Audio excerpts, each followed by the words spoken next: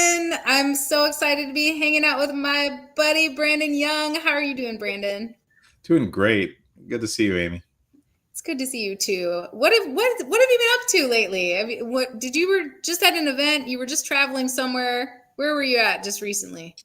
So I was speaking at an event about selling on in Japan, Gary Wang's event, and Oh, I'm super excited about like figuring out how to expand to Japan because the cycle, the turn count, like inventory turnover is so much faster from China to Japan, which is the same reason I'm excited about the Mexico trip that I went on with you, like the Evo Latam, because the inventory turnover is so fast. So even though there's smaller margins per unit, if you can turn it over 6 times a year instead of three, it just is so sexy, right? yeah. That's I was supposed to go on the same trip with you to Japan, but my husband was in Cuba at the time, so I had to and I missed the trip, but and I saw you were in China too, and doing some exciting things with Alibaba. Yeah, so then we went to China. We visited our team there. So because my wife's from there, so we were able to visit our team for the first time in 3 years, and we've grown from 4 employees to over 20 employees in that time. So it was really exciting to meet most of them for the first time in person, and that's going to be super impactful that we're going to go back on a regular basis because we can see what they're good at, what they're not good at, and how being in the same office as them, because remote just isn't the same. Even though they all go to the same office, it's different when you actually get there and sit down with them and understand them more, see them face to face, know what they're working on. We teach a working backwards and KPIs and deliverables. So that was cool. Then we visited a ton of factories that we hadn't visited before at all, even though they're already, we're selling their products for years now. We went to some showrooms. We visited with some of Jennifer's family. I went to Global Sources in Hong Kong for a day, and I spoke there. And then we did some factory visits with Alibaba, and we did at their headquarters. We did a sit down where they had 3 factory owners and me, and they were asking questions, and it was really cool.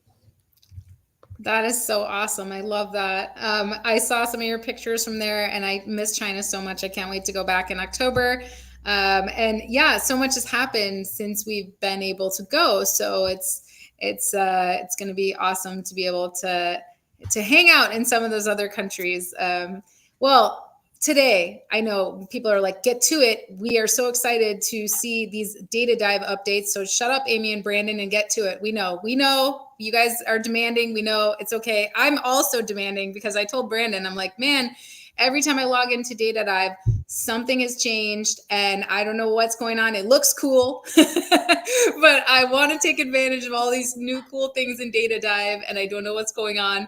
So I asked Brandon to come on the show today and just give us an update. Like, tell us what's going on with data dive and give us a little demo. And so yeah, thanks Brandon for coming on today and updating all of us. No, I'm excited. I know it's been too long, and we're constantly pumping out. We have over 20 programmers working on Data Dive, and so we have a whole board of tools that we're working on. Some in parallel, some one after the other, and so we just keep pumping updates out with new UI, new UX, new tools. And so this is going to be a really fun update, I think, for a lot of the users that you have and your audience, and also a good introduction for anyone that's not already using it. Yes, for sure. Well, without further ado, do you want to share your screen and show us all the good stuff you have? Let's do it. Let me see. Oh, I have to go back over to my. I just cleared my cart by purchasing the things I've been storing in there so that I don't have a bunch of stuff. Let's see.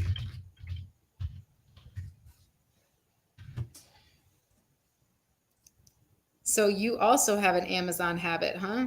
I get my snacks and my supplements, and yeah, it's sometimes I've been looking for new shirts, like so I'm going through like a bunch of shirt suppliers and clothing, and I found a good clothing company that's making decent quality, comfortable clothes that can fit a bigger guy like me. So I'm trying different shirts of theirs now, and I'm probably going to switch my whole wardrobe. Oh, I'm excited to see it. Okay, all right. Well, I will click the show on stream button here, and so we can all see your screen.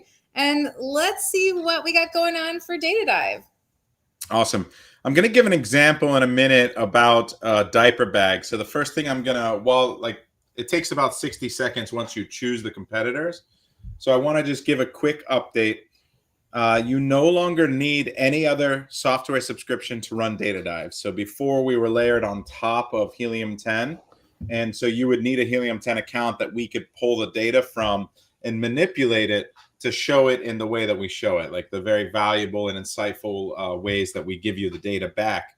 So we've partnered with Jungle Scout, and we purchase their data as well as supplement the data in other ways. And then we give it to you now where you don't need to subscribe to any other software. So that's a positive. I know a lot of people that use other software for other things didn't necessarily also want Helium 10, and it's expensive. So now you don't really need anything else. And coming out in the next, should be any week now, we have our own keyword tracker coming out, which is another reason a lot of people use Helium 10. So you'll be able to use Data Dive for pretty much all your product research, your keyword tracking, your optimization.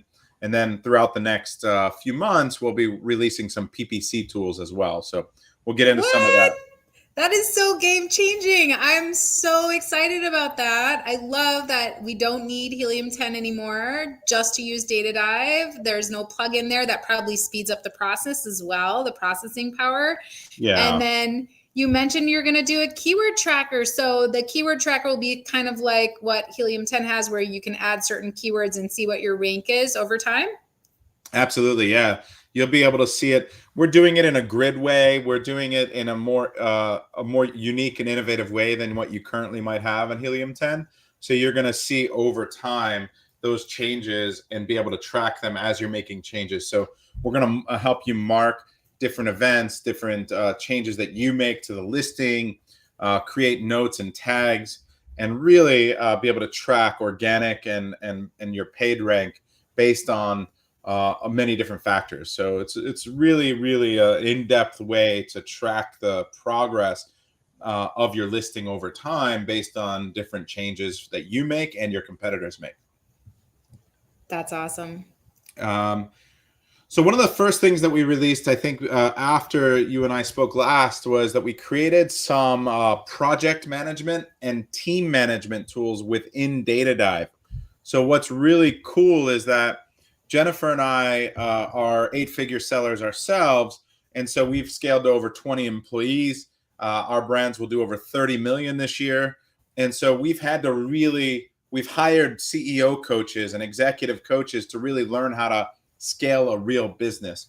Because once you hit a wall at $6 to $10 million, you can get to there with a few specialists, outsourcing some things. But really, to go to 50 million, you need to build a real business, and it becomes really hard. And so what we've built into Data Dive would be the equivalent of a project management software like Trello or Monday or Asana. So if you're familiar with any of those, I really want to show you how this project management works. And the reason is, in order to launch one product on Amazon, you probably have to research over 100 products in depth. Because of those 100 products that you really dive deep into, you might only want samples from 2 of them. And then for every 2 samples you get, you might only launch one of those products. So you have to have a huge pipeline of potential products in order to really keep your business moving and growing with new products. So that gets really bogged down to really keep track of all those things. You can imagine that this is only 32 different products we've researched. Once you get to hundreds, this becomes a really long page.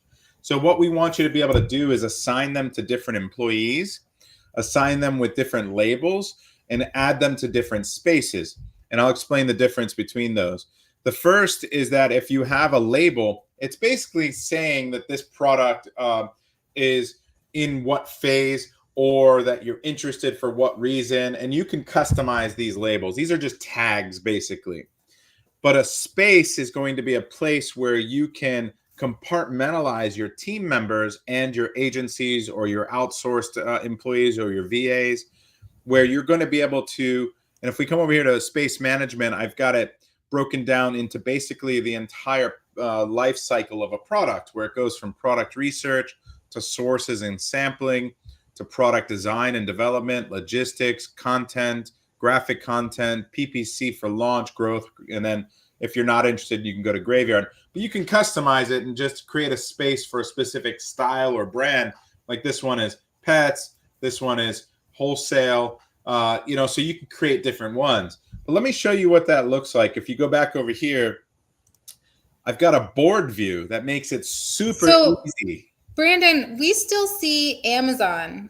We still see an Amazon page with diaper bags. Oh no. Okay. So yeah, so stop sharing for a second and then share again and maybe share your entire screen.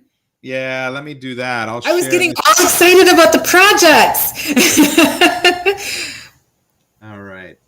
So I can click this entire. That's the diaper bag backpack. How do I share? Let me close this other window that I'm not using so I don't share that one. Maybe that'll be easier. Sorry about that. That's okay. I mean, we heard everything that you said about some of the updates that are coming. It's just, I think the part where you started, I think you just started sharing the data dive stuff. Okay. Yeah. And I'll bounce back and forth. So to give you an idea, what I was saying when I was talking about the entire pipeline and all of the products you've researched, this is 32 of them. But then you can assign each of these niches, each of these research sheets becomes a project, right? And so you can assign every single project to a different team member. You can label it however you want, or you can assign it to a space. So if you come over here to the space management, you can customize them. And then this is the progress that a product makes. So it's product research, sources and sampling, product design and development, logistics, written content, graphic design, PPC for launch, growth, and then a Graveyard if you decide to pass on a product. If you're not sure, maybe for later, you can add one called a freezer. That's very common type of project management spacing. And so the really cool view is when you've got this board view that really makes it really neat to visualize the path that a product takes when it goes from idea all the way through to validation, design, and then launch. And then each of the team members that you can assign to these spaces can be just compartmentalized. So let's say I've got these Christmas lights here that I'm thinking about doing for Christmas, and then I validate it. I'm going to go ahead and now move it to sources and sampling and let my sourcing and sampling team get a hold of it. So what I can do is I can just assign it to them, and now they have now that team will get visibility on it. Oh, that's really awesome. Yeah, and then it's here now, and you can take it and drag it into the next phase for it, or you can have it in multiple phases. So you can have someone doing written content or visual content at the same time as someone is sourcing it, or you're doing written and visual, right? You have your writer writing it while your team is working on the actual content. So you can have it in both. And this way your team only sees what they need to see, right? So your manager is here in this bucket. That's your sourcing manager. When their job is done and they know what their SOP is, then they can move it along into the next person that needs to see it. Now, you might have a project manager that's kind of staying on top of this. It's likely going to be you, right? So if that's the case, you're going to get visibility over everything. So you can assign how many spaces someone can see. Someone can see all of them. They can see only some of them. And let me go back over here to the Christmas lights. And while we're in here, we can just make a comment and let our team know that, hey, this is not the style we want to analyze, right? And so what I'm going to do is I'm going to add a screenshot of this competitor here, and I'm going to say that's not the style we want, so remove it, right? And so now we've got communication between team members while you're giving them something to do, moving it along, triggering an SOP or an automation, communicating with them about a potential project. That is incredible. I think it's really, really awesome because it takes Data Dive from just being a tool to really being, kind of an overall project management and, you know, pipeline. I mean, you got everything along the way. It's very integrated for your team. It's almost like a project management tool now, really, but Yeah, specifically for e-commerce. yeah, for sure. And the reason is because, and I did this one for Japan, which is interesting because I don't even know what it says, right? But it didn't matter because like our tool is just based in data, and the data just makes sense. But it's necessary because you're going to research hundreds of products just to launch a few. So it's very easy to start getting overwhelmed. And then once you have a lot of live SKUs, you can easily lose track of what's where and who's supposed to be doing what. So you really need to keep track of what product is in what phase, what are the active jobs or tickets that you're opening up from team to team. And you're creating more of a matrix and communication funnel channel between the teams instead of just having everyone pillared. And so we're giving you that ability to communicate and assign things and grow your team and your business. All right, that's amazing. Let's I think one of the things that I need to do, let me stop sharing. Let me go back over to the other window here. Let's see if I can share that whole thing. Oh, here's a way to share a window. Okay, found it. All right. So now I'm sharing the whole window. If I bounce back and forth, you can see both. Yes. Yep. There we go. Now we're in business. All right, now we're in business. So one thing that's changed is how we do dives or initiate dives, and a lot of that was with us untethering from Helium 10, and so we now have our own tool that's similar to X-Ray, right? We call it Dive Box, and so now we give you all of these insights that we find valuable as sellers ourselves, and can help you understand how good the current competition is, who are the best sellers. You can load 2 pages of ASINs here. We automatically sort by BSR so that it should be sorted by revenue and sales, because we always find that it's most valuable to take the keywords and the data from the best sellers, right? Because we want to know how the best sellers are getting their sales. And if you scroll down to the bottom, you might find some people that don't have a BSR, but not in this case. And so there's two tips here that are super important for you to understand. Not you specifically, Amy, you know this stuff, but for the viewers, is that the goal that we're trying to accomplish is to understand all the different ways people are searching for a specific product type on Amazon. And the reality is most best sellers are not ranked for 100% of the keywords. They're going to be missing something. There's going to be a gap, some kind of indexing gap. They didn't call it a baby bag instead of just a diaper bag, right? So they're likely to make a mistake somewhere, and you're not going to find them if you only look at one keyword. So what we like to do is instead is look at multiple keywords and then use what we call our tray function. And so this tray button right here is to add these best sellers to the tray. And what ends up happening is if you come over here to here, if you look at this ASIN tray, now you've got these guys sitting here. And this is going to be where we're just going to grab and collect the best sellers from several different subcategories, because diaper bag can maybe be in 2 or 3 different subcategories and several different keywords. And we're going to make sure that we get the 20 to 40 best sellers to really run an in-depth dive and make sure we don't have any gaps in the data that we're collecting. Because we're going to make a lot of decisions on the data, and we want to make sure the data is complete, right?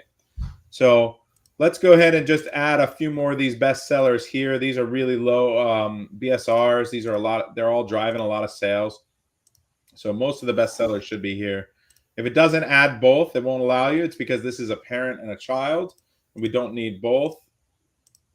All right, so we got a bunch here. Let's go ahead and move over to another keyword or a subcategory. And if you look here, we've got some really cool information. We have the weight and dimensions. We have who has the buy box, how many sellers, how many images they have, if they're FBA or merchant fulfilled, if they're 1P, like you'll see Amazon if they're 1P. And then we have if they're FBA, what what FBA category they're in for fulfillment. All of that's super important, so you can see if there's any outliers. Like this bag seems smaller than everyone else because it's only 12.9 by 9 by 3. So maybe you want to go see what are they doing versus everyone else, because their dimensional weights are in the 2 pounds instead of 3 and 4 pounds. So that's kind of like where you can really quickly see if anyone's got a massive advantage from anything they're doing and start to go down that rabbit hole for product research. So let's go to the next one. Let's go to the subcategories. What I like to do is just look here. I've got this free Jungle Scout extension on. Amy, I don't know if you have a Jungle Scout affiliate set up, but it's super easy to do. And I'm sure you can get one if you don't. But this is cool. But this doesn't lead to the subcategory. I want it to lead to the subcategory. So what I usually do is I see if there's anything different, right? Diaper changing backpacks. So I'm going to click on the best one. This is number 1 in it. And I'm just going to go and I'm going to open this guy up, and then I'm going to go to the subcategory that way. I'm trying to get Jungle Scout to change this to actually lead right to there. But you got breast pump accessories. That's new. Diaper changing totes. This isn't a tote, it's a backpack, and we want to research the backpacks, right? So this is interesting that they're in the wrong one, but maybe it's working. It looks like it's working for them. So that's something to keep a visibility on as well. And then you've got diaper changing backpacks and diaper changing backpacks. So it looks like there's a couple subcategories for us to go explore really quickly to see if we can find anyone else. So this is the most time consuming part, is to just find the best sellers. We want to make sure our data is complete. And we got the diaper changing backpacks here. And if I just, this is breast pump accessories. I actually didn't open the, the seller there. Give me a second. So what you're looking for right now, just so that I'm following, Brandon, you're thinking about doing a diaper bag backpack. And so what you're wanting to do is you're bringing that up on Amazon, and you're using the Jungle Scout extension to give you some more data. And you're looking for not only categories, but then once you're seeing which category they're selling in, you're looking for their BSR to just really make sure that they're the best seller in that category, so that you can feed that data into Data Dive and start looking at the products that you want to compare and differentiate against. Absolutely. So you're going to be able to see. So the first dive that I usually do will be a very broad one. I'm going to include all the best-selling diaper bags, even these ones that have this pull-out feature like this. But I probably won't do the totes, which are going to be like what a tote looks like. So this is the subcategory of diaper changing backpacks. And you'll notice here, I didn't have the second best seller here, right? I went or the third or the fourth because I would have them in my tray. So these next 3 sellers are getting their sales from somewhere else that, not from that keyword that we were on, which is crazy because that's diaper pack, backpack, and these are diaper changing backpacks, the subcategory, but they're not good enough. Even though they're getting a ton of sales, we need to know where they're getting their sales, because it wasn't from diaper bag, backpack, which is a major keyword. So let's add them. And then this is the kind of stuff that it says another variant is there. That's why this one's not here. So that one was there. Here's another one here. Let's see if that one comes in. No, we had another variant. So it's not as bad, but there were a couple that we added. Same thing there. Same thing there. Okay. You'll see here the warning pop up that we already have it. We didn't have a lot of these, but there's another variant. Let's see here. Okay. So because you're on the best sellers page, seeing the actual product page, products on the page, add it, it's giving a warning that it's already your creation of that in your tray. Correct. And we don't need both, because we're going to pull at the parent level and get the keyword ranks of all, like the best keyword rank from all the children. So we're going to get that data no matter what child we have. So we don't want 2 of the same variation family. Got it. That makes sense. Yeah. And so I've got all these now that I've pulled down to. This one's only getting 36 sales a day. So we've got those. Let's close this one out. We've got now, these are pump accessories. Remember, this one was here. So this is number 4. Now we've already got them in our tray, so we don't need those. But did anyone else get sneaky and put a diaper bag in the pump accessories? There's this guy here, 84 sales a day. We already have him, so that's good. And then, we could go to page 2, but I don't think we need it. We just want to make sure that we're not missing anyone, and I think we're good to go. So this is changing totes. Let's see if we're missing anyone here. We got this guy here, and we've already got his variation. This is an actual tote. So changing totes, and the 3 best sellers are backpacks, not totes. So very interesting that there's that much more demand for a backpack version than a tote now. And that's changed since I was selling a diaper bag backpack 5 years ago. I didn't know you were selling diaper bag backpacks. Years ago. All right, so I think we've got enough here. So we're going to go in and we're going to go to our ASIN tray. We are going to create a new niche here. We're going to call this diaper bag backpacks 426.23. And Brandon, just so you know, we are still looking at the Amazon page there. Yeah. Do you see my my drop down with my ASIN or with ASIN tray with Data Dive? Nope. I just see the Amazon page. Yeah, that's all right. Let me go. It might be because it's another. Window. Yeah, it might be because it's another window that pops up. Yeah, it's very interesting. It is because I was clicking on the extension there. So maybe I'll just share my whole screen. And maybe I'll just do that. And then can you see here now? Yep. Now we see it. Okay. So what I've done is I've gone into the ASIN tray here, and I'll run it again. But I've added all of these here. We got 34 of the best-selling diaper bags on Amazon. We've pretty much covered all of them, I think, based on all the subcategories that they could possibly be in, the best keyword. And so now what we're going to do is we're going to create a new, and I'm going to call this one now diaper bag backpack take 2 and 426.23, and I'm going to hit dive. Now, what this is going to do is take about 60 seconds, and we're gonna have a full report with all the keywords that these guys are ranked well on that are relevant. And so you've seen the master keyword list before. It's the same thing, but we'll see. I don't know if that other dive is still working, but maybe it'll take slightly longer.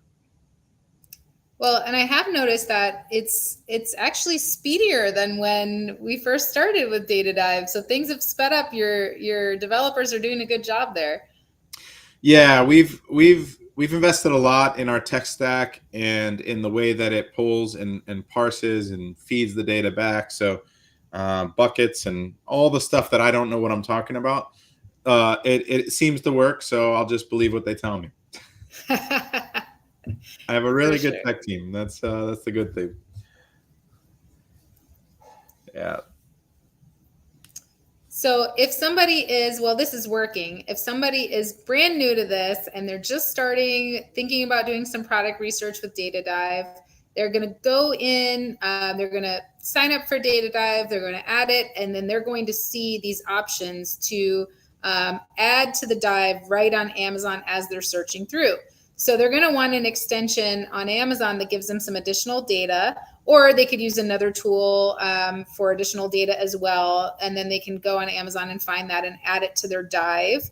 And now you're going to show us once all of that is added to the dive, and talk to us a little bit about when you're adding products to your dive. What's your thought process there? Because I'm sure, garbage in, garbage out, right? So if I'm thinking about launching a diaper bag backpack, let's put myself into that mindset. And, what should I be thinking about when I don't probably just want to add all the best sellers, right? Maybe I want to add. Yeah. So that's exactly right. There's going to be. I was getting into that before. I just want to make sure you guys did see this window, right? Like this is our dive box. Yeah. Yep. We do see that now. Now, Hmm. did you see it before when I was showing you guys the dimensions and the weight and the large standard? I'm not sure. I think so. Maybe because the window was popped up. So, Ah, okay. So I apologize. I was talking over it, and you guys thought I was just describing it. But this is what I was talking about before, where you can load 2 pages of ASINs. It sorts. This is similar to like an X-ray tool that we've built out, but with information that we know sellers need, and how to go a little bit deeper. So I gave the example here where this seller is underneath 2 pounds as far as their dimensional weight, so you'd want to go see like what did they do differently? Are they rolling it up? Are they just slightly smaller? They're selling for $20 also. So I imagine they're just a smaller bag. But you can get insights like that where you have the dimensional weight and you have the dimensions and the tier that they're in. So you can see if anyone's got just a massive advantage in some way from a fulfillment standpoint, and then you can kind of reverse engineer that for your own advantage. and can I add products to my dive from that window? Yeah. So what you would do is you would add them to your tray. Ah, So okay. yeah, so we've added it to tray. This one doesn't show any revenue, so it's not in there. And then this one we've got in another way. We've already got the variation. So if you got greens here, but you basically can remove or add to tray with this button. And this is just from one keyword though. So we've loaded 2 pages from one keyword, but we found a lot more when we were searching on those subcategories. And so we wanted to make sure that we had the best sellers. And that's the strategy question, which is when you first analyze a niche, I kind of want to look at the whole broad thing, right? I want to know, should I be selling a diaper bag backpack that's black, that folds out like this with the changing pad folding out, or do I want to do one where where it folds into the changing table?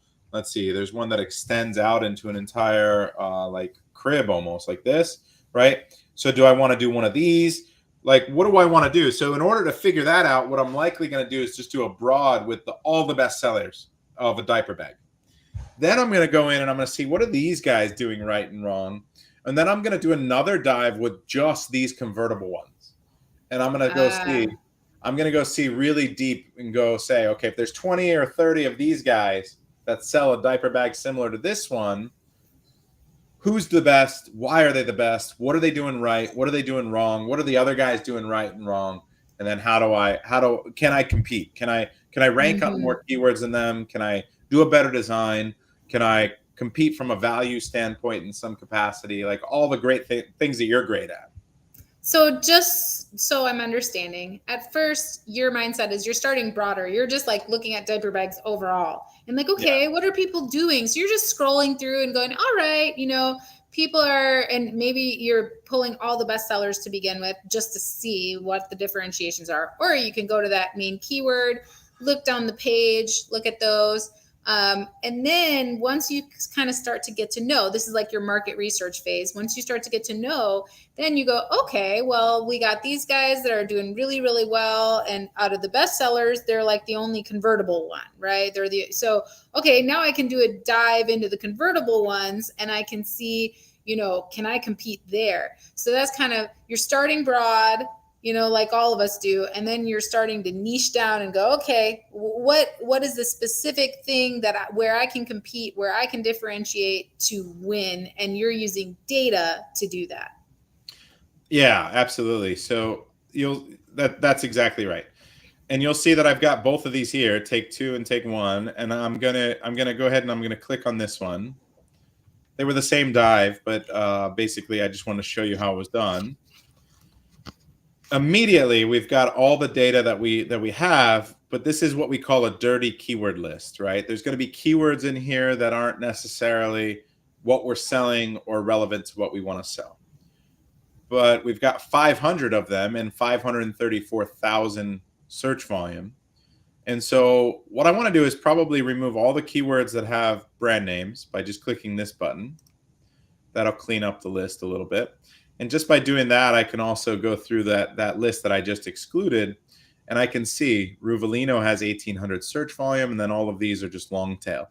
If it says 150, it means that it's low, which is anywhere from like 50 search volume to 150 search volume. We just count it as 150 for our math.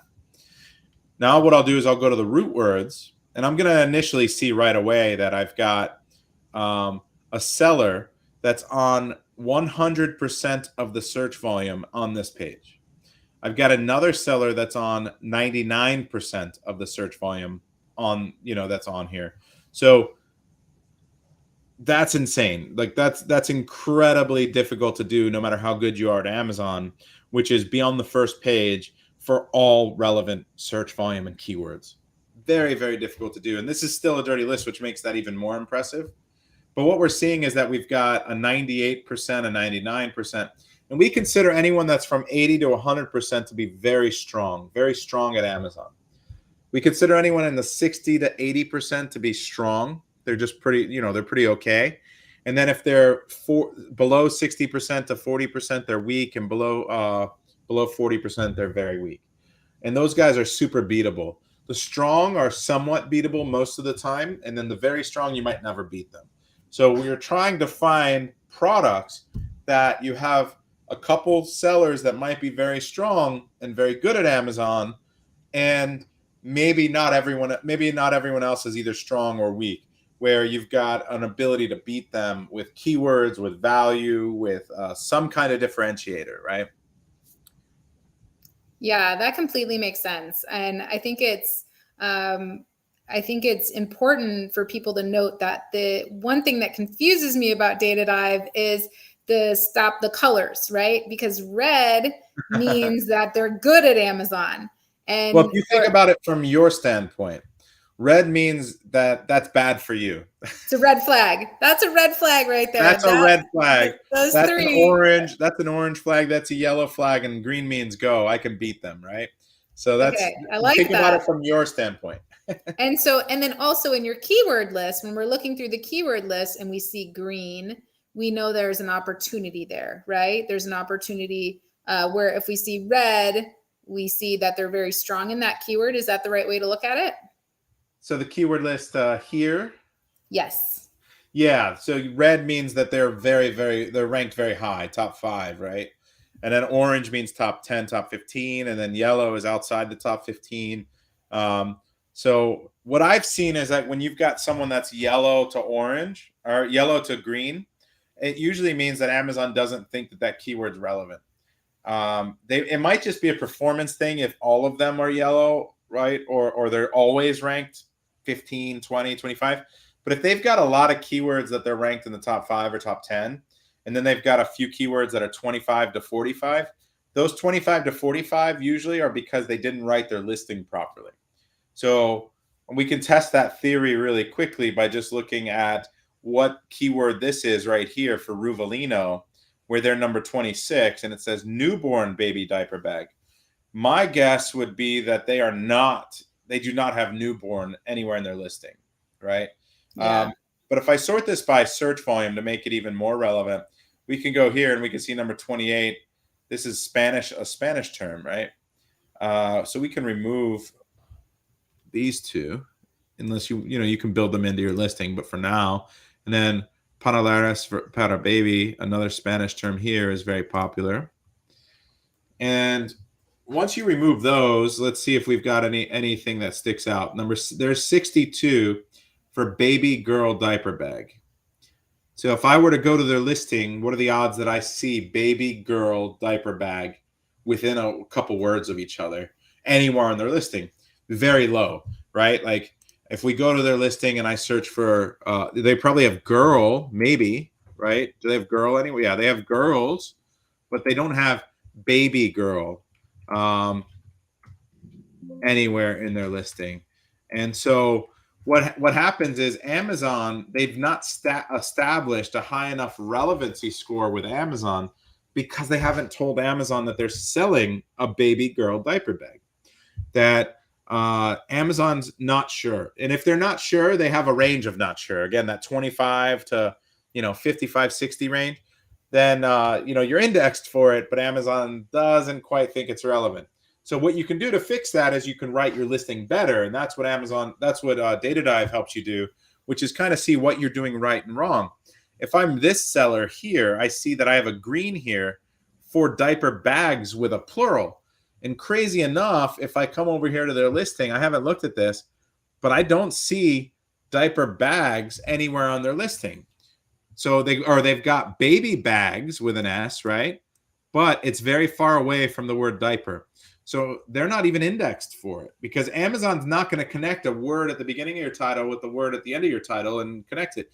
When you and I first started selling, 4 or 5 plus years ago, Amazon's algorithm used to try to connect things 10, 12 words apart, but it was messy for them.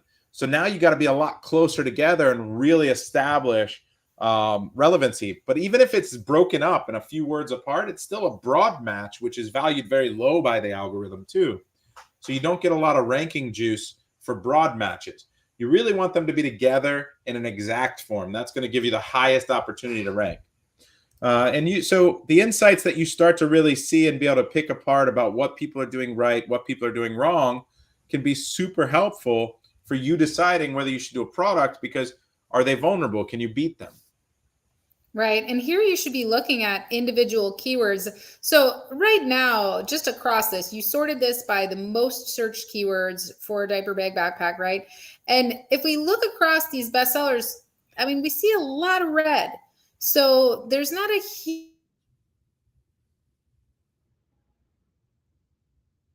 opportunity in this on a different dive to the bassinet ones, right? Then from my standpoint, sitting right here, it doesn't seem like there's a ton of opportunity in the diaper bag backpack niche from this view right now. Do you see it in another way, Brandon? If I've got over 60%, I've got 34 sellers here, right? That's a ton, right? And I can make this as big or small as I want. And I've got the color coding to tell me. But if, and you can pin however many you want. But if I go across and I really go look at all these other sellers, let me see real quick.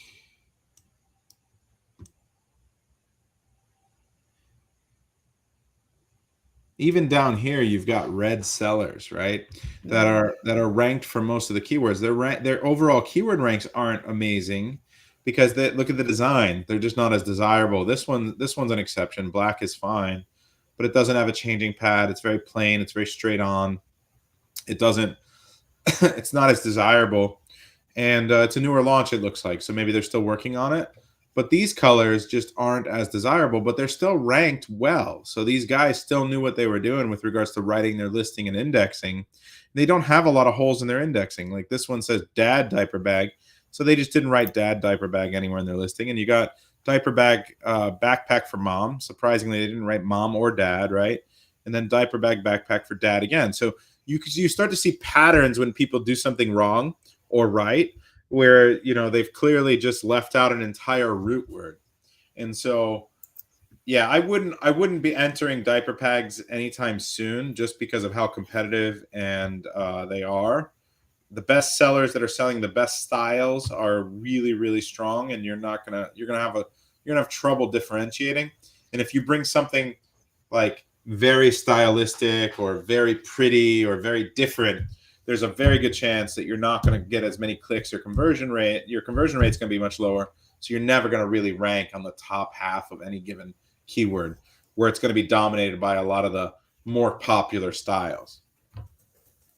Yeah, that makes sense. And so that's cool to kind of see how you're thinking about it in terms of this is an opportunity, this is not an opportunity.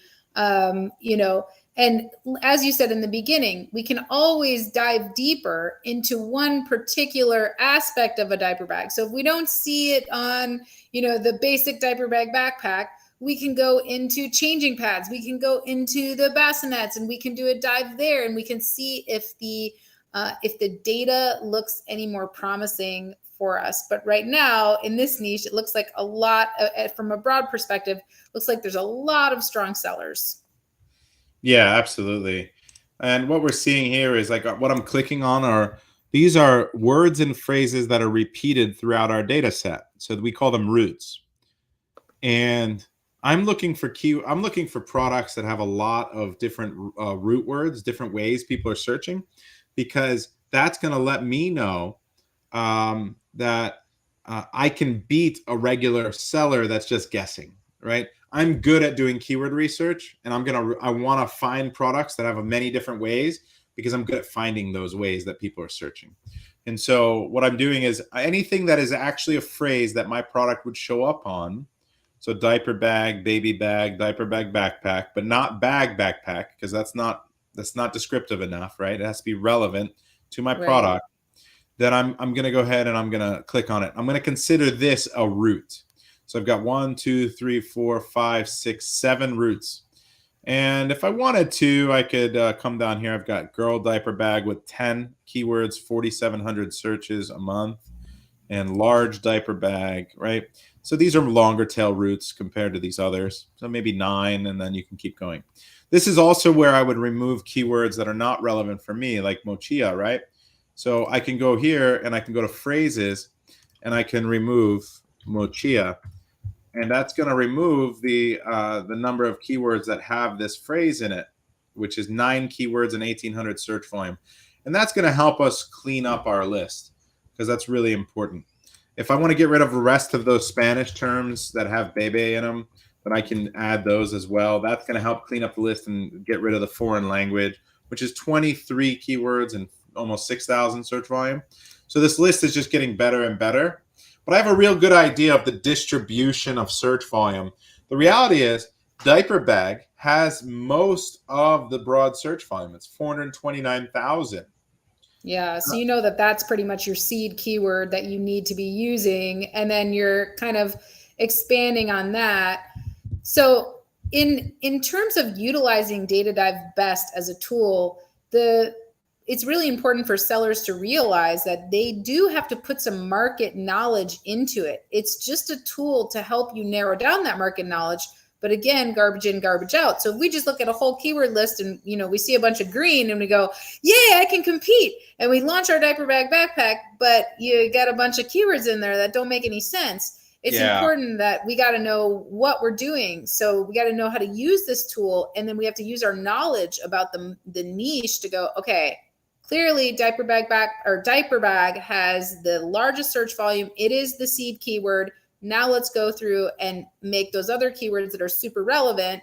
Then look again at the dive results and see if there's any opportunities. Absolutely, yeah. And so to make it a little bit easier for people, we have this scorecard that we built into here as well to help them evaluate a product. So once you clean up the list a little bit, one more thing before we get to the scorecard is that I want to mention that there's also another place to look for keywords, which are the outlier keywords. And they're super important. Generally, they're going to be more generic. They're going to be more branded, but you still want to go see them. So this one, the bestseller, has 8 keywords with an additional 50,000 searches a month. What are those? So if you go here to outlier keywords on the left, right below master keyword list, you're going to see basically the same thing, but you're only going to see keywords with one or two sellers were good at.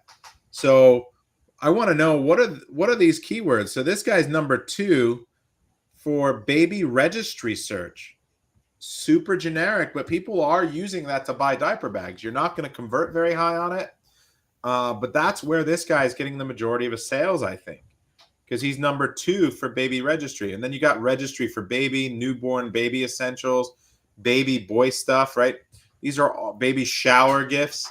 These are all super, super generic keywords, but sometimes you'll come here and you'll find a hyper relevant keyword that's actually really good that you want to try to rank for, that you want to evaluate, that you want to write your listing for, that you want to really, you want to take advantage of, that someone else is taking advantage of.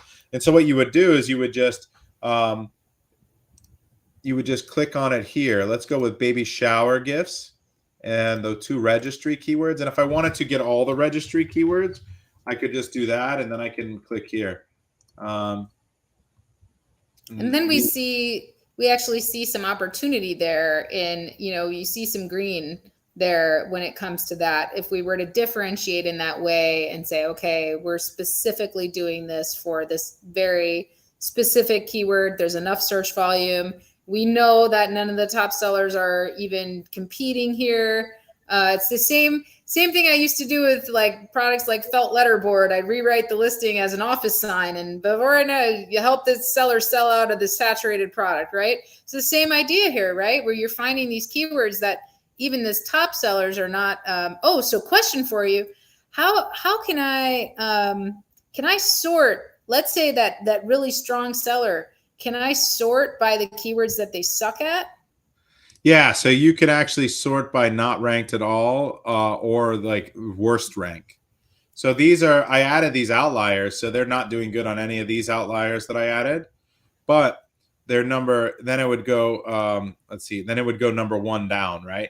So they're number one for all of these keywords. And if you win here, then this is where they start at number 77, which is a generic outlier. And then you've got all these that they're top 40. So yeah, you can sort by any given one, or by relevancy, or by search volume. Got it. Yeah. That's really cool. Yeah, and then so back to the scorecard, I think that this is super important, because what we're going to do is we're going to ask you some quantifiable questions, some real direct questions about this niche, so that when you answer them, we're going to give you a score. The score is either going to be good or bad, and it's either going to be a little good or a little bad, or a lot bad and a lot good. So if you look here, the number of keyword routes was more than 7. That's huge, right? That's great. But the distribution of root search volume was that the top 2 routes had almost 90% of the search volume, which is bad. So it kind of pushed and pulled a little bit. And then the number of relevant keywords with more than 150 search volume was more than 100 tons of keywords. And then we've got, it may have been, but I think it was more than 100. If you just sort by search volume really quickly, once it goes from low up, yeah, it's more than 30, not 100. So let's go back over here and we'll do more than 31. And then profitability. But you'll see here, if we don't have a lot of keywords, less than 10 keywords that have over 150 search volume, that's a huge threat. And so we give a lot, it's like a deal breaker. We really don't want to do a product like that again, for the same reason that we don't want to compete against a bunch of people that aren't good at Amazon that can just guess what keywords people are using. We want to find products where there's a lot of keywords, because we're good at finding keywords with Data Dive. So let's play to our strengths and our advantages. So this one had a lot of keywords. The product life cycle on a diaper bag backpack is probably going to be forever, right? And then the ROI, you're going to be barely over 100, maybe, like, to compete. I imagine you're landing it at $10 to $12 and selling it for 30.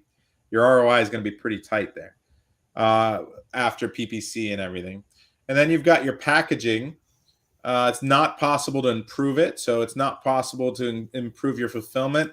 You can't get a patent or design patent or add any features. Maybe you can add features, right? If you think you can add the cable, like a plug for your charger, if you think you can add like a bundle with stroller straps and the changing pad. But the reality is a lot of people are already doing that. So I don't think you can differentiate that way. And then competitiveness. How many of them have more than 1,000 reviews of the top 10? And if we come back over here to the master keyword list, I imagine it's almost all of them. This is a very, very mature niche. So we got review count here, 21,000 reviews, 32,000 reviews, 19,000 reviews, right? Oh my Tons and gosh. tons and tons and tons, right? So more than 7 of the top 10. Let's start over and pick a different niche. Yeah. Let's put this one in the, what did you call it? The graveyard. This one's going in the graveyard after this. Yeah, it's very true. We ask about price point, the SEO, like how good your competition is, how many of them are 1P. It's not really. Not like most of them are 3P. But if you go here to the deep dive, you can really quickly see how many variations they have as well, which is super important to know. But let's see here. Brandon, just quick question for those people that are watching this and are wondering, like, man, I'm going to have to watch this 50 times in order to really understand what's going on here. Does Data Dive have some kind of like training built in? So if I'm on the product scorecard page, is there some information about how to fill out that product scorecard, or what's the best way as I'm moving through Data Dive and as I'm using it to get more familiar with these tools and kind of understand what each section is for? Yeah, so we have a whole YouTube channel dedicated to Data Dive. I put out content on my YouTube channel, and then now we host office hours just for Data Dive. So Anthony hosts it, and I jump on, or Jennifer jumps on, and so we answer questions every week as well. So we've got, for the next 8 weeks, a weekly call to where we can answer your questions, or we're going to start by going deeper into a feature, and then we do an Ask Me Anything every single week to offer additional support. But I'll be putting out more content on this, especially the scorecard, and especially on how to do dives, like what we went through today, really breaking it down into a much more succinct way to think about it and to just do it quickly. Yeah, but we do have a lot of support. Amazing. Okay. So we're finishing up the product scorecard here. Yeah, so Google Trends are down. There was a baby boom during COVID, right? Because everyone was at home stuck and having babies. And seasonality, we've got it's year round, right? But if it was just a single holiday like Valentine's Day, it would be negative. That's not very good. If it's a Q4 holiday, Halloween, Christmas, then it's still minus 50. But if it's got an entire season, winter, summer, so you gotta take into account that. Variations, most of the competition had a lot of variations in colors. That increases their conversion rate. That means you need to launch with a lot of variations, otherwise you're way behind as far as being able to compete with them. You can't just launch one if the top 10 sellers all have 5 or 6.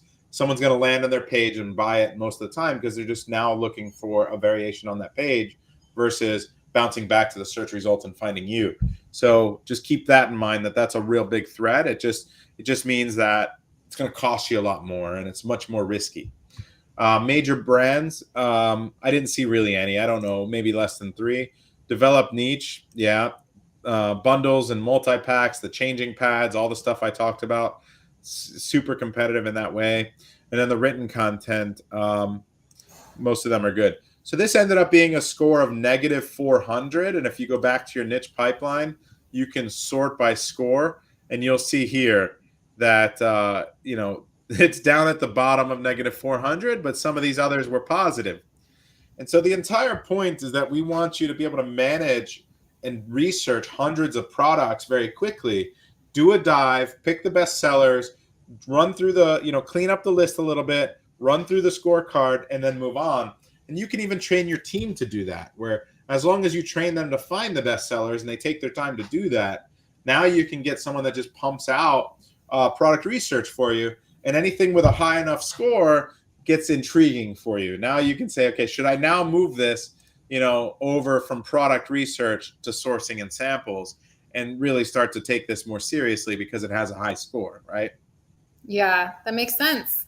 Well, we have a few questions about keywords and using Data Dive for listings. Do you mind taking 2 questions? Yeah, let's do it.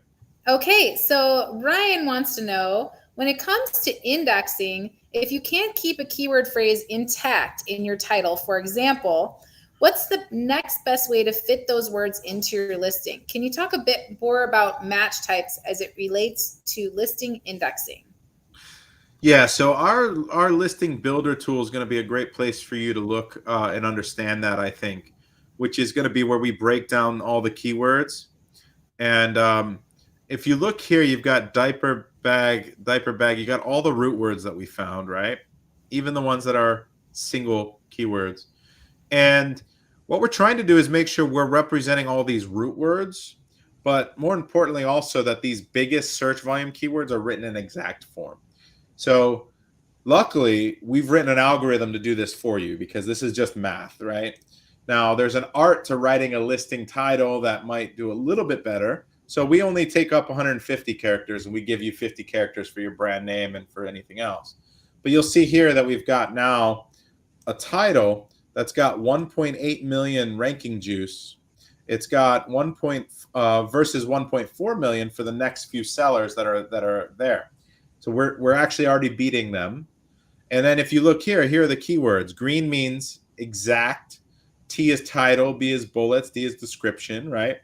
And here you've got all the root words, and you can see title, bullets, description. So we were careful to make sure that we got as many root words as we could. We got as many of these biggest keywords in the title as possible to maximize our ranking juice. And so match type matters because it can unlock your maximum rank potential. And then the maximum rank potential is also in your title. But you might not need to put a keyword in exact form or in your title to get the same amount of ranking potential as your competition. So keep that in mind, that at the end of the day, it's still relative to everyone else. Now, someone might be able to rank easier or better than you if they write at the beginning of their title an exact phrase that isn't as popular, right? And we've all seen it, maybe if you're an experienced seller, to where you put a longer tail keyword at the beginning and you're immediately top 5 for that keyword, for that long tail keyword, because it doesn't have a lot of searches. No one else put it in that exact frame. So you've got the most rank potential, and you quickly unlock it with some action, some add to cart, some clicks, and some sales. So you've added money to the bank, and you're cashing it in better than your competition. So what we're trying to do is make sure that we give you the most potential to rank, but then you're going to need to go in after launch, see what root words are doing better than others, what sub roots are doing better than others, and start to push in those directions and change the title a little bit. Got it. That makes sense. And Yeah. Ryan was also just wondering, and I think you've kind of already answered it with this, about, how do you use Data Dive to really write a better listing for a mature product? And I think that's So for mature product, that's a really great question and super important, right? This is the biggest warning I can give everyone right now. This is super important. I need to preface how important this is because I don't want anyone to go and just change their title on an existing listing, their whole title, right? If you've got an existing listing that's doing okay, you just want to find one root that you weren't doing good on, one root word, one phrase, keyword phrase that you were just, you were neglecting, you were missing, maybe you didn't quite write it the right way, and just put that one in there, right? Just take out 1 or 2 words from your title, 3 words from your title, and go ahead and instead of baby registry search, maybe we go ahead and we put, what was the keyword that was here? It was backpack diaper. So let me see what that keyword is. So instead, I want to put backpack diaper bags, plural, right? So I don't want to go after this super generic one. That's it. That's the entire change I'm going to make to this title. And I'm going to wait. I'm going to go ahead and push it to Amazon, and I'm going to wait a few hours, 4, 6, 8 hours, and I'm going to see what happens to my keyword ranks. So you have to be tracking your keyword ranks to see what the impact was. Now, a lot of times, if you make just one change, you got to watch what you took out, make sure you put it somewhere else so that you're still represented. Because what happens is if you change your whole title, Amazon's algorithm has to come in and rescan your whole title. And now it's going to give you credit for some partial words, some new words, some different things. And you don't have the credit that you've built up over time, the quality score for each keyword that you've built up over time, and you're starting from scratch again. So you don't want to mess it up. But if you just do it one word at a time,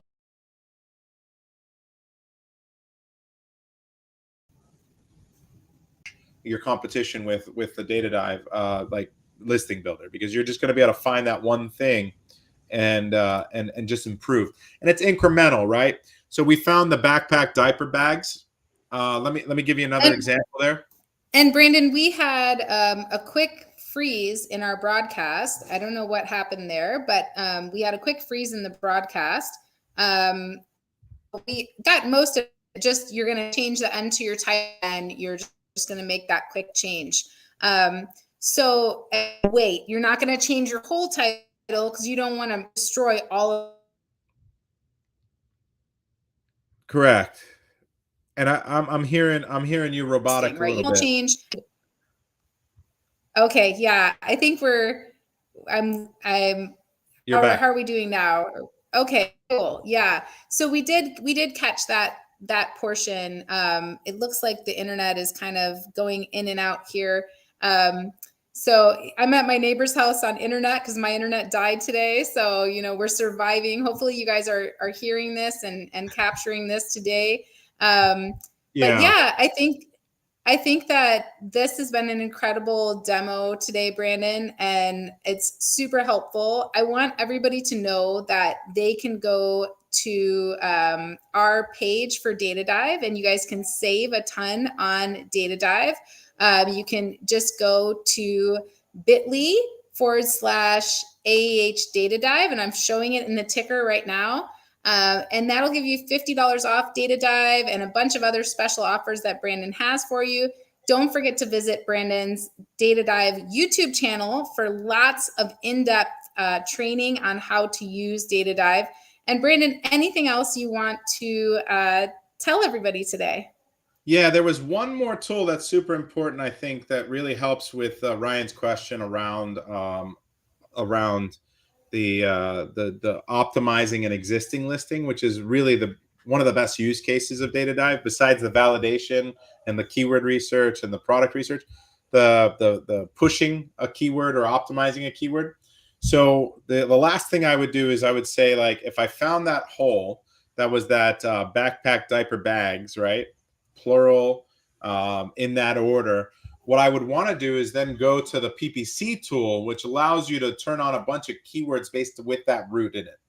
So based on the research, if I could share really quickly again. Yeah, go ahead. And hopefully our internet will stay Yeah. with us this time. And it's So interesting. I'll import the keywords. And Yeah. because I made that change in the title and I put that one in there, and then I watched the keyword ranks go up a little bit, now I know I need to drive more traffic. And the mistake a lot of people make on Amazon is that they try to rank for the biggest keyword with the most search volume, and they throw on a bunch of PPC, and it's not enough, right? The way you have to attack Amazon from a growth perspective is that you need to get a little bit of credit from a lot of keywords that share the same words, that share all those roots. So if we're talking about that diaper backpack keyword here, there were 22 of them with 12,000 search volume. So if I just select that one and I want to go, now I want to push those 22 keywords because I want to get that keyword, the diaper backpack. I want to get that root word really pushed well. And so now I can set up some rules here around how much I'm willing to spend per day. Let's say it's a fast moving product, so $500, $25 minimum. And I've got my naming convention here. I can throw in, like, I like to describe it. And then you can do your naming convention. But let's say I distribute this. Oh, I changed that. Let's do $625. That's minimum per campaign and a total daily budget of 600. Now I'll distribute that. And what that does is it gives me these campaigns where, I've got, based on search volume, how much budget I'm willing to spend per campaign. And I turn on all of these campaigns right away that all have that keyword in there. Now this one had Parker, so I can remove it. I can just turn it off. I should have cleaned it up. And here's Birch. We're not Birch, so we could turn that one off. But now I can just hit a button and push it straight to Amazon. And I'm going to have a lot of keywords getting actions to really, and now I've put it at the title also. So I've unlocked the maximum ranking potential. Now I'm getting some traffic and some conversions. Now I can push ranks. This is how you can really grow and be aggressive. Wow, Brandon, this was not on Data Dive before. This is incredible. Yeah, we've updated our PPC tools, and over the next few months, it's just going to keep getting better. We're going to have dashboards. We're going to have the keyword tracker. That's going to be a big part of this.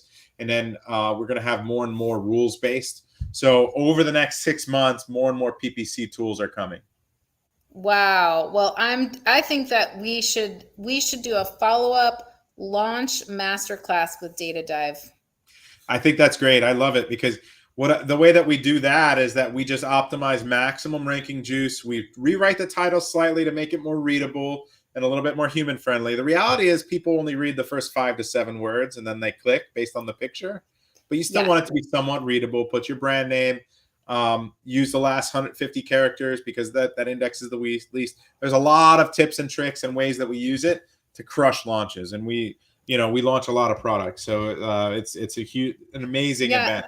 And just understanding during launch which keywords you want to rank for first. That's key, Yeah. right? Not only using data dive to find those product opportunities, but then actually going in and finding those when you're ready to launch, kind of going again and going, all right, what are the keywords that I'm going, not only what are the keywords I'm going to write in my listing, but then what keywords am I going to try to rank for with my PPC first? Because we don't just want to hit everything all at once, right? We want to really be strategic about it. So data dive allows us to really get under there with a microscope and be precise about exactly what we're doing in exactly what order for launch. And we could even use it for external traffic too, to really just pour gasoline on the launch. So I would love to do a follow-up call just focusing on launch. We've already found our product. We're good to go. We've sourced it. We're getting ready to launch. It's on its way to Amazon. How do we use data dive for that? That would be incredible. Yeah, let's do it. And I think that I'm very much against like auto campaigns at launch, because I want to be super precise. I want to signal to Amazon with high confidence what we're selling, because I see what happens when you mess up your indexing, and then I see what happens. So we're super aggressive and wide on highly relevant keywords, and it flies us up the ranks. Like within 5 days, we're top 15 for hundreds and hundreds of keywords usually. Yeah, and I love auto campaigns, but only after I've indexed and I know that I'm ranked for the very specific keywords. I'm very relevant for those keywords. Then you turn on Amazon's algorithm and you let it just pour gasoline on it, which is great. But in the beginning, yes, I agree. That's one of the biggest mistakes I see people make. They turn on that auto campaign and I'll go in and look at what search terms they're ranked for. And I'm like, this isn't even relevant to you. What happened? Did you turn on an auto campaign during your launch? Most of the times that's what happens. Yep. Yeah, absolutely. Well, thank you for having me today, Amy. It's always a pleasure, and I'm at your disposal anytime. Well, I appreciate you. You're my brother from another mother. You know, I love hanging out and just chatting with you. I know we could get nerdy about this for hours, but since we're both very busy people, we'll let Brandon off the hook today. And thanks everybody for watching. Please submit your questions and let us know if you'd be interested in attending that launch deep data dive workshop. All right, everybody, have a great day. Thanks again, Brandon, for everything you do for us. And Thank you. yeah, we'll see you guys later. Bye. Bye.